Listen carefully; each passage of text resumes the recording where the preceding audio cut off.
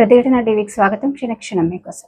Karimnagar PMJ jewellery కేసులో 3 నిందితుల arrest. నిందితుల నుంచి పిస్తల్, వెహికల్స్, భారీగా ఆభరణాల స్వాధీనం. నగలు దోచుకుని బెంగాల్ కు పరారైన దొంగలు. బీహార్, బెంగాల్లో నిందితులను అదుపులోకి తీసుకున్న పోలీసులు. బీహార్ కు చెందిన the golden these Subodh Singh ఈ చోరీకి మాస్టర్ మైండ్ గా గుర్తించిన పోలీసులు. చోరీలో పాల్గొన్న 5 దొంగలు.